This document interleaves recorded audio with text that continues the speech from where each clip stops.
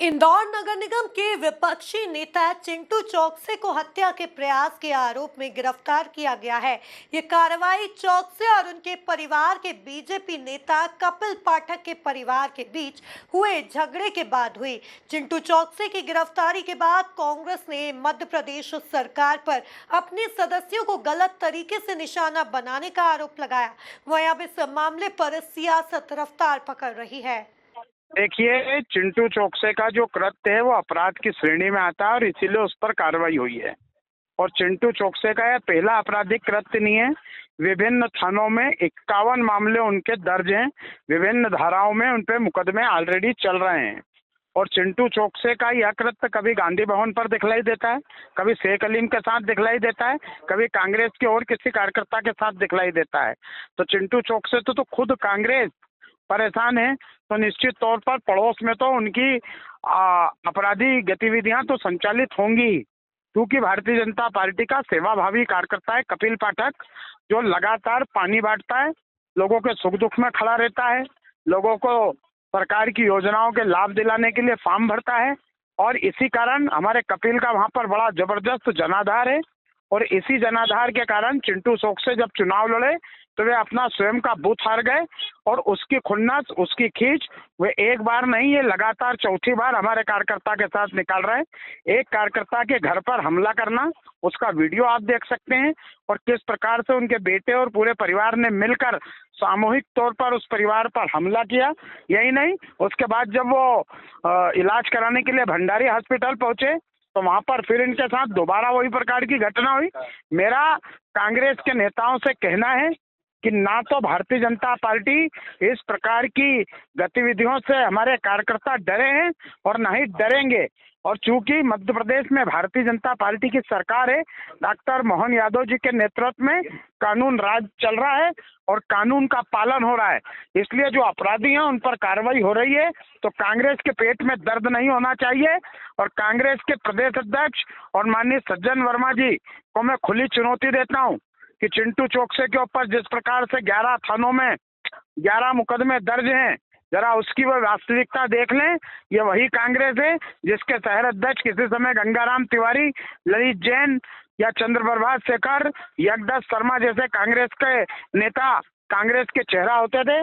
बड़ा दुर्भाग्य है कि कांग्रेस के चेहरे आजकल आतंकवादी, नकबजन, चोर, लुटेरे कांग्रेस का नेतृत्व कर रहे हैं। तो मेरा कांग्रेस के नेताओं से भी आग्रह है कि राष्ट्रीय स्तर से लेकर निचले स्तर तक अपनी पार्टी में शुचिता और संस्कार डालिए।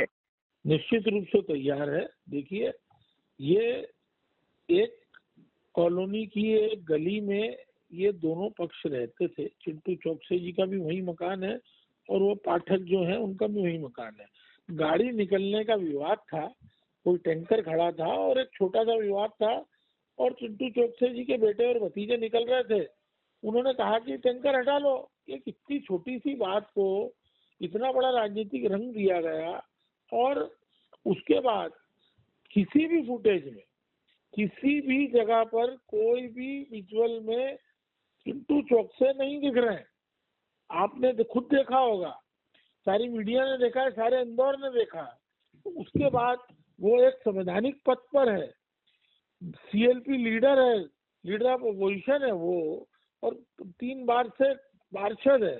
एक संवैधानिक पद पर बैठे व्यक्ति को के ऊपर 307 की धारा लगा देना बगैर जांच करे, बगैर विवेचना करे, और वो भी सुबह 6-7 बजे उनको बुला लेना थाने पे कि आप आ जाइए, आपके बयान लेना है, और उसके बाद ये बताया जाता है कि आपके ऊपर 307 की धारा लगा दी है।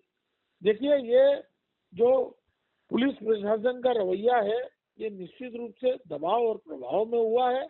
और ये एक सोची समझी साजिश से हुआ है। चिंटू चौकसे का उस क्षेत्र में एक बड़ा जनाधार है।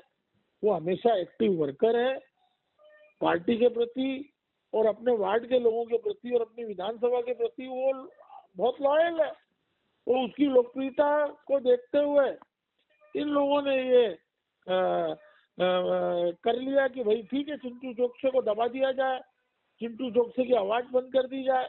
पर वो न दबने वाला है न डरने वाला है। वो जनता का सेवक है, वो अपना काम करेगा। ये छोटी मोटी धाराएं ठीक है लगा दी आपने और उसको जेल बुलाए भेज दिया, पर हम कांग्रेस घर नहीं बैठने वाली है। हम लोग इसका पुरजोर विरोध करेंगे।